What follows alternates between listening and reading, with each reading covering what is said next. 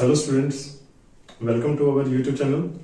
आज के इस लेक्चर के अंदर हम देखने वाले हैं प्लांट ग्रोथ रेगुलेटर्स के बारे में। तो चलिए स्टार्ट करते हैं। Plant growth regulators. सबसे पहले हम देखेंगे कि प्लांट ग्रोथ रेगुलेटर जो होते हैं वो होते क्या है, यानी कि डेफिनेशन क्या है उसकी। ठीक है, तो डेफिनेशन के अंदर सबसे पहले मैं आपको समझाऊंगा बड़े इजी तरीके से कि डेफिनेशन आप कैसे समझोगे प्लांट ग्रोथ रेगुलेटर्स की। तो प्लांट ग्रोथ रेगुलेटर के अंदर ना आपको बेसिकली कुछ टर्म्स का ध्यान रखना है, जैसे कि small non nutrient simple molecules of diverse nature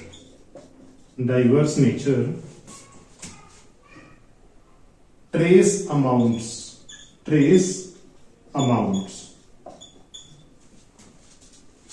देखिए, अगर मैं बात करूं कि प्लांट ग्रोथ रेगुलेटर्स या फिर इनको सिंपली हम क्या बोल सकते हैं, प्लांट हॉर्मोन्स। तो प्लांट ग्रोथ रेगुलेटर्स या प्लांट ग्रोथ हॉर्मोन्स क्या होते हैं?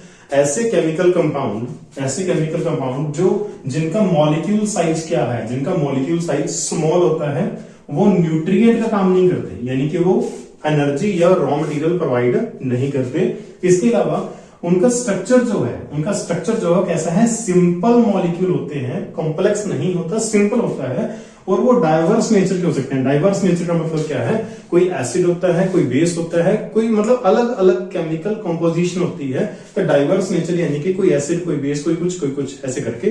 तो डाइवर्स नेचर अलग डिफरेंट होता है, और सिंपल मॉलिक्यूल होते हैं, यानी कॉम्प्लेक्स नेचर के नहीं होते, और ट्रेस अमाउंट्स में उनको रिलीज किया जाता है प्लांट के सेल्स के द्वारा। ट्रेस अमाउंट का मतलब क्या होता है, एक होता है लार्ज अमाउंट, एक होता है स्मॉल अमाउंट।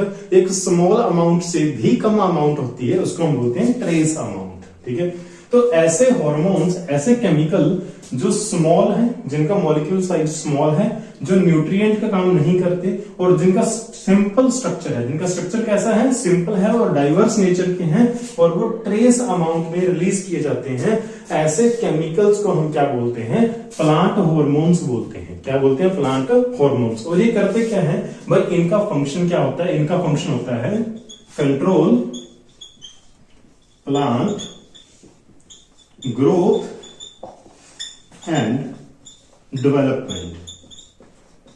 ये प्लांट की ग्रोथ और डेवलपमेंट को कंट्रोल करते हैं। So this is the complete definition of your plant growth regulator या प्लांट ग्रोथ हॉर्मोन्स। ठीक है, इनके लिए एक और वर्ड यूज करते हैं। दूसरा वर्ड जो इनके लिए यूज करते हैं वो क्या है, देखिए, प्लांट के लिए हम वर्ड यूज करते हैं फाइटो। प्लांट के लिए हम वर्ड यूज करते हैं फाइटो, PHYTO, फाइटो। हॉर्मोन्स को हॉर्मोन्स ही बोलोगे, फाइटो हॉर्मोन्स। तो फाइटो हॉर्मोन्स लिखा हो, प्लांट हॉर्मोन्स लिखा हो, प्लांट ग्रोथ रेगुलेटर लिखा हो, all these three are same. तो नेक्स्ट पॉइंट में हम देखने वाले हैं कि जो प्लांट ग्रोथ रेगुलेटर्स हैं या प्लांट हॉर्मोन्स हैं, इनको हम दो ग्रुप्स में डिवाइड करते हैं। और वो दो ग्रुप्स कौन कौन से हैं? या तो प्लांट ग्रोथ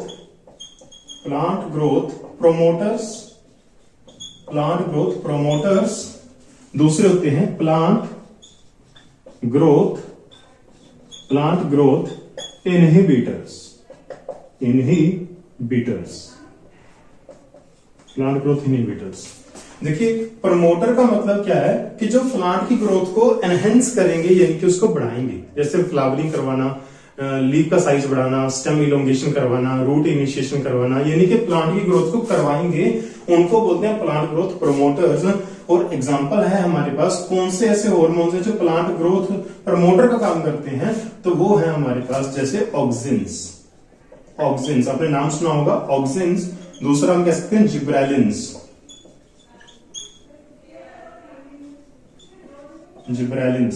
और इसके अलावा हम कह सकते हैं साइटोकाइनेंस।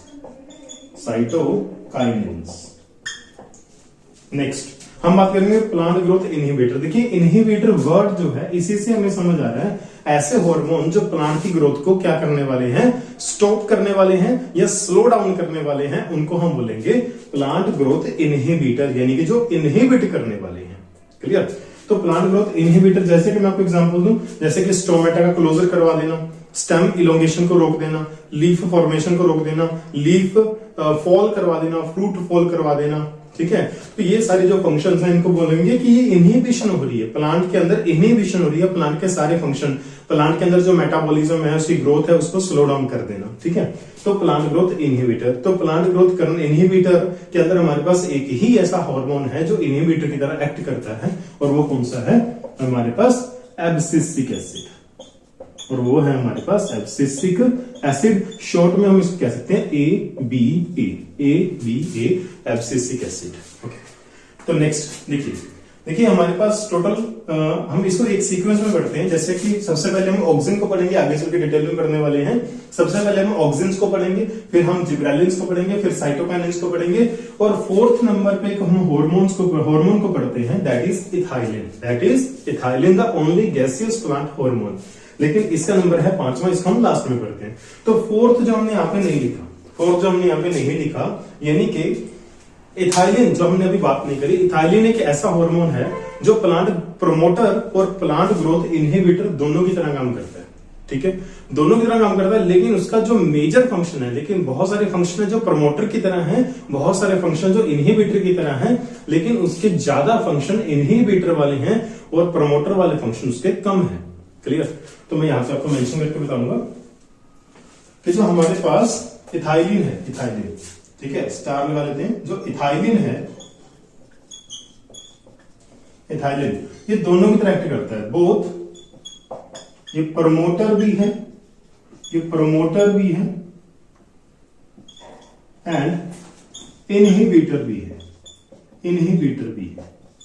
ये इनहिबिटर की तरह भी काम करता है और ये प्रमोटर की तरह भी काम करता है, लेकिन इनहिबिटर की तरह ये काम ज्यादा करता है। यानी कि मैं इसको ऐसे समझा सकता हूं कि ये इनहिबिटर की तरह काम ज्यादा करेगा, यानी कि प्रमोटर वाले जो इसके फंक्शन है वो कम है, इनहिबिटर वाले फंक्शन क्या है इसके ज्यादा। आप इसको ऐसे याद रख सकते हो, इसके प्रमोटर वाले फंक्शन कम है, इनहिबिटर वाले फंक्शन ज्यादा है, तो ये इनहिबिटर ज्यादा है और प्रमोटर कम है।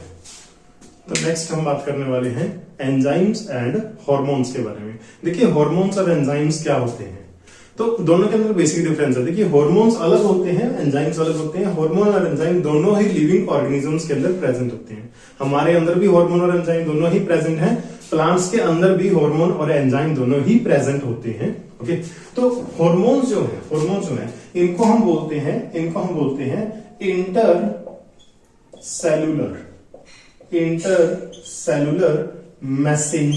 Intercellular messengers. ओके, और जो हमारे एंजाइम्स हैं, इनको हम क्या बोलते हैं? इनको हम बोलते हैं बायोलॉजिकल कैटालिस्ट्स। इनको हम बोलते हैं बायोलॉजिकल कैटालिस्ट्स। ओके, देखिए बायोलॉजिकल कैटालिस्ट का काम क्या होता है? किसी भी रिएक्शन को स्पीड अप करना। तो लिविंग ऑर्गेनिज्म की बॉडी में हमारी बॉडी में जितनी भी बायोकेमिकल प्रोसेसेस हो रही हैं, ठीक है, उन बायोकेमिकल प्रोसेसेस को स्पीड अप करना, फास्ट कर देना, ये किसका काम है? एंजाइम्स का। किसका काम है? एंजाइम का। इसीलिए इनको क्या बोलते हैं? बायोलॉजिकल कैटालिस्ट्स। और जो हार्मोन्स होते हैं, हार्मोन्स क्या है? देखिए सपोज करो एक सेल है, इस सेल ने कुछ हार्मोन प्रोड्यूस किया, और ये हार्मोन किसी दूसरे सेल के पास जाएगा और दूसरे सेल से ये कुछ ना कुछ फंक्शन करवाएगा, दूसरे सेल को ये कोई सिग्नल देगा, और ये सिग्नल, इस सेल ने हार्मोन को प्रोड्यूस किया, ये हार्मोन इस सेल के पास जाएगा और इस सेल को कुछ सिग्नल ट्रांसमिट करेगा। क्लियर? इस सेल ने ए सेल ने बी सेल को कुछ सिग्नल सेंड करना था, वो सिग्नल कौन लेके गया? हार्मोन लेके गया। यानी कि हार्मोन मैसेज को ट्रांसफर करता है सेल्स के बीच में, तो इसको हम बोलते हैं इंटरसेलुलर। इंटर का मतलब होता है दो या दो सेल्स के बीच में। ओके, तो इंटरसेलुलर मैसेंजर एक ऐसा हार्मोन, एक ऐसा केमिकल है जो मैसेज को ट्रांसफर करता है सेल्स के बीच में। ओके, तो हार्मोन्स और एंजाइम्स एक दूसरे से डिफर होते हैं। नेक्स्ट हम डिस्कस करने वाले हैं वेरियस प्लांट हार्मोन्स के बारे में। देखिए इन हार्मोन्स को याद करना थोड़ा सा कंफ्यूजिंग लगता है बच्चों के लिए, तो हमने यहाँ पे एक अप्रोच लगाई है कि आपको ये डाटा इजिली याद हो जाए। ठीक है, तो देखते हैं इसको। देखिए सबसे पहले हम यहाँ पे बात करेंगे हार्मोन्स की। ठीक है, जैसे हार्मोन है। फिर इसकी प्रिकर्सर कौन सा है, फिर कौन से प्लांट के अंदर कौन से साइट पे इसकी फॉर्मेशन होती है, नेक्स्ट कि इसका बायोएसे कौन सा है, फिर इसके एग्जांपल के बारे में हम यहीं पे देख लेंगे। देखिए यहाँ पे हम 5 चीजें पढ़ने वाले हैं, हार्मोन, फिर उसके बारे में 4 हमने यहाँ पे इंफॉर्मेशन को यहाँ पे डाल दिया है पढ़ने वाले। तो इसके बाद हमारे पास बचेगा सिर्फ 2 चीजें, एक तो उसका जो फिजियोलॉजिकल इफेक्ट होता है प्लांट की बॉडी के ऊपर, ठीक है, दूसरा उसकी डिस्कवरी कैसे हुई। तो 2 चीजें और बाकी हैं, उनको हम डिटेल में पढ़ेंगे। फिलहाल इन चीजों को हम यहाँ पे याद करेंगे। तो आइए स्टार्ट करते हैं। देखिए ऑक्सीजन, ऑक्सीजन का प्रिकर्सर क्या है, प्रिकर्सर वो चीज होती है जिससे कोई चीज बनती है, यानी कि ट्रिप्टोफैन। ट्रिप्टोफैन एक अमीनो एसिड है, इस अमीनो एसिड से ऑक्सीजन की फॉर्मेशन होती है, ठीक है। ऐसे ही साइट देखिए, shoot apical, basically apical meristem यहाँ पे बताया गया है, और एपिकल मेरिस्टेमेटिक रीजन जो होता है, root apical meristem, shoot apical meristem, तो एपिकल मेरिस्टेमेटिक जो रीजन होता है वहां पे ऑक्सीजन की सिंथेसिस होती है। और इसका बायोएसे कौन सा है, अवेना कर्वेचर टेस्ट, ठीक है। आगे चल के इसको डिटेल में डिस्कस करेंगे। तो देखिए जो ऑक्सीजन होते हैं वो 2 तरह के होते हैं, या तो नेचुरल होते हैं या फिर सिंथेटिक होते हैं। तो नेचुरल की एग्जांपल कौन सी है, indole acetic acid, indole butyric acid. Synthetic की एग्जांपल हमारे पास naphthalene acetic acid, 2,4-D, 2,4-D होता है two four diphenoxy phenoxy dichlorophenoxy acetic acid. 2,4-D का मतलब होता है 2,4-डाइक्लोरोफिनॉक्सी एसिटिक एसिड। 2,4,5-T होता है 2,4,5-ट्राइक्लोरोफिनॉक्सी एसिटिक एसिड। नेक्स्ट है हमारे पास जिब्रेलिन्स। देखिए जिब्रेलिन का प्रिकर्सर क्या है, ट्रपीन्स, यानी कि ट्रपीन से जिब्रेलिन बनते हैं। और ये कहां पे बनता है प्लांट के अंदर, या तो स्टेम के अंदर इंटरनोड्स में बनता है या सीड्स में बनता है। और इसकी बायोएसे का नाम क्या है, बार्ले एंडोस्पर्म बायोएसे। और एंड दूसरा बायोएसे क्या है इसका, ओवरकम जेनेटिक डिवार्फिज्म। इसको हम आगे चल के डिटेल में डिस्कस, देखो इनको हम आगे चल के डिटेल में डिस्कस करेंगे, बायोएसे को डिटेल में पढ़ेंगे, यानी कि ये डिस्कवरीज के बारे में हमें बताएंगे। और इसके अलावा हम पढ़ेंगे फिजियोलॉजिकल इफेक्ट, यानी कि फंक्शन ऑफ द हार्मोन्स के बारे में। एग्जाम्पल क्या हमारे पास, देखिए जितने भी जिब्रेलिन्स हैं उनको हम एक स्पेसिफिक नाम देते हैं, ठीक है, क्योंकि ये जिब्रेलिन जो होते हैं ये एसिडिक मॉलिक्यूल होते हैं। तो इनको हमने कैसे नाम दिया, gibberellic acid 1, gibberellic acid 2, gibberellic acid 3, and ऐसे करते करते ये मोर देन 100 होते हैं। कितने होते हैं, मोर देन 100 जिब्रेलिक एसिड्स अभी तक हमने डिस्कवर कर चुके हैं। नेक्स्ट हमारे पास साइटोकाइनिन्स। तो साइटोकाइनिन्स किससे बनते हैं, अमीनो प्यूरिन से बनते हैं, अमीनो प्यूरिन से बनते हैं, ठीक है। और ये साइट क्या है, फॉर्मेशन कहां पे होती है प्लांट के अंदर, या तो रूट टिप में, या यंग लीफ के अंदर, या फ्रूट्स के अंदर, या फिर कैम्बियम के अंदर, जहां पे कैम्बियम प्रेजेंट। बेसिकली ये वो साइट्स हैं जहां पे सेल डिवाइड करते हैं, जहां पे सेल डिवाइड करते हैं वहां पे साइटोकाइनिन की फॉर्मेशन होती है। साइटो मतलब सेल, काइनिन मतलब डिवीजन, सेल की डिवीजन करवाने वाला प्लांट हार्मोन। और इसका बायोएसे कौन सा है, इसका बायोएसे हमारे पास tobacco pith culture test and delay in leaf senescence, यानी कि जिसको आप रिचमोंड लैग इफेक्ट भी बोलते हो। तो ये हम पढ़ेंगे इसके बायोएसे के अंदर। एग्जाम्पल क्या हमारे पास, देखिए जो साइटोकाइनिन्स है वो हमें 2 सोर्स से मिलते हैं, एनिमल से भी मिले हैं और प्लांट से भी मिले हैं। एनिमल से जो मिला है उसका नाम हमने रखा काइनेटिन, और प्लांट जिया मेज, यानी कि मक्का जो होता है, ठीक है। तो जिया मेज जो है उससे हमें जो मिला साइटोकाइनिन, उसका नाम क्या था, जिएटिन। इनकी डिस्कवरी के बारे में आगे चल के डिस्कस करेंगे। नेक्स्ट हम देखने वाले हैं इथाइलिन एंड एब्सिसिक एसिड के बारे में। देखिए इथाइलिन जो है ये ओनली गैसेस, 500 हार्मोन्स में से एक ऐसा हार्मोन है जो गैसेस फॉर्म में होता है, और जो प्रमोटर और इनहिबिटर दोनों की तरह काम करता है, उसको हमने बोला था इथाइलिन।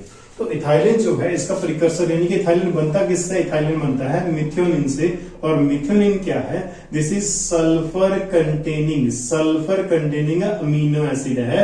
मिथ्योनिन एक ऐसा अमीनो एसिड है जिसके अंदर सल्फर प्रेजेंट होता है, S8 प्रेजेंट होता है, ठीक है। तो मिथ्योनिन से इथाइलिन बनता है। और प्लांट के अंदर कहां बनता है, देखो जो इथाइलिन है ये प्लांट के अंदर स्टेम के अंदर, लीफ, फ्लावर, फ्रूट, इन सब के अंदर बनता है। कब, जब इनकी सेनेसेंस चल रही होती है, या फिर जब इनकी एब्सिशन चल रही होती है।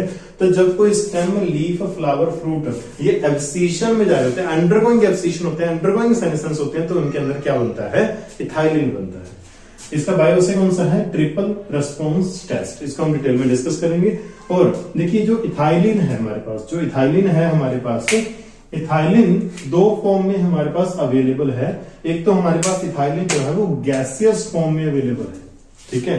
और इसको हम यूज कैसे करते हैं, क्योंकि गैसेस फॉर्म में यूज करना बड़ा डिफिकल्ट रहेगा, तो इसलिए हमने इसका एक सोल्यूशन फॉर्म बना लिया, और इस सोल्यूशन फॉर्म को हम क्या बोलते हैं, इथीफॉन, इथीफॉन बोलते हैं। ठीक, नेक्स्ट हमारे पास एब्सिसिक एसिड। एब्सिसिक एसिड ये किससे बनता है, ये कैरोटीनॉइड से बनता है, ये कैरोटीनॉइड से बनता है। और ये प्लांट के अंदर कहां बनता है, ये प्लांट के अंदर लीफ, सीड और जो स्टोमेटा की सराउंड करने वाले गार्ड सेल होते हैं, उन गार्ड सेल के अंदर भी क्या बनता है, एब्सिसिक एसिड बनता है। इसका जो बायो एसिड है that is not given in our book, हमारे बुक के अंदर, हमारे सिलेबस के अंदर इसका बायो एसिड जो है गिवन नहीं है। नेक्स्ट हम बात करेंगे एग्जांपल के बारे में। देखिए एग्जांपल क्या है, देखिए जो इथाइलिन है, जो एब्सिसिक एसिड है, ये खुद एक हार्मोन के नाम है, ये कोई कैटेगरी। देखिए ऑक्सिन्स जो था, ऑक्सिन्स, तो ऑक्सिन किसी केमिकल का नाम नहीं है, ऑक्सिन एक ग्रुप का नाम है। एब्सिसिक जिब्रेलिन्स ग्रुप का नाम है, साइटोकाइनिन्स ग्रुप का नाम है। इथाइलिन और एब्सिसिक एसिड ग्रुप का नाम नहीं है, वो हार्मोन का नाम है। सो इनकी जो एग्जांपल है वो खुद ही ये एग्जांपल है, ठीक है, इनके अंदर फर्दर कोई एग्जांपल नहीं है। तो इथाइलिन की एग्जांपल इथाइलिन है, एब्सिसिक एसिड की एग्जांपल एब्सिसिक एसिड।